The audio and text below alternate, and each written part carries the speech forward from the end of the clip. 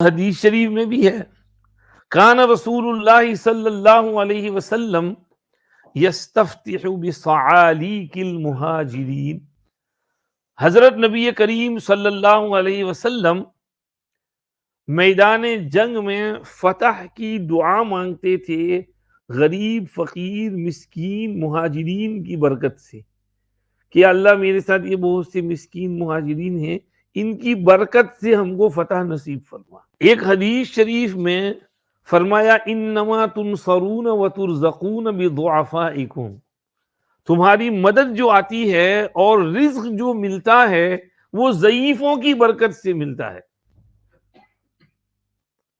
اپنے گھر میں کوئی ضعیف ہے، کمزور ہے، بوڑھا ہے، اس کی قدر کرو۔ ماں ہے، باپ ہے، ایک کونے میں پلنگ پر سوئے پڑے رہتے ہیں، ان کی قدر کرو۔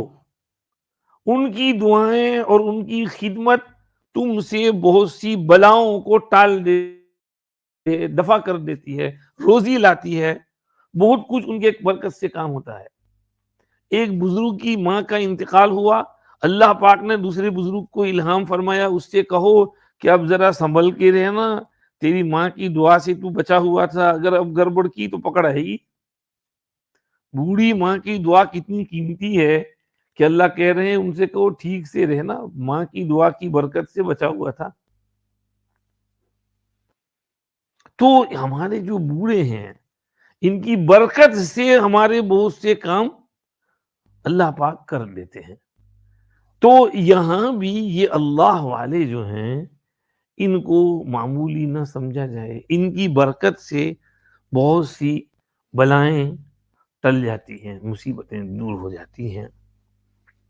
مقدمہ مسلم میں عبداللہ ابن محیریز کا نام آتا ہے، ان کے بارے میں امام نووی رحمۃ اللہ علیہ نے نقل کیا ہے، کننا نعدہ من الابدال، ہم ان کو یہ سمجھتے تھے کہ یہ تو اتنے بڑے اللہ والے ہیں کہ ابدال میں سے ہیں، اور یہ جب تک تھے اللہ نے بڑی بلائیں آفتیں ٹال رکھی تھی۔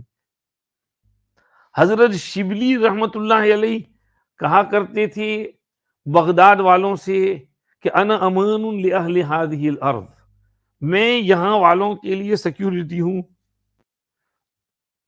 جب تک شبلی رہے بغداد میں امن رہا، شبلی کا انتقال ہوا اور تاتاریوں نے حملہ کیا اور بغداد کو تہس نہس کیا۔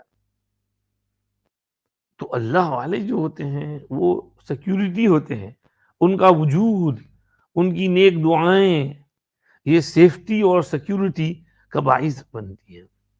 ہمارے اکابر میں بھی بہت سے ایسے تھے کہ جب تک وہ تھے بڑی بڑی بلائیں آفتیں ٹل گئی تھی، ان کے جانے کے بعد وہ آفتیں آئیں، مصیبتیں آئیں، انتشار، خلفشار، لڑائیاں، جھگڑے۔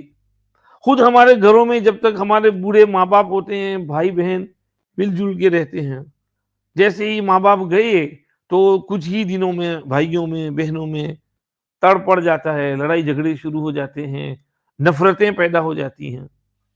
تو اللہ والوں کا وجود جو ہے، اللہ والے پوری قوم کے باپ ہوتے ہیں، تو ان کا وجود جو ہے سب کے لیے سیفٹی کا باعث ہوتا ہے۔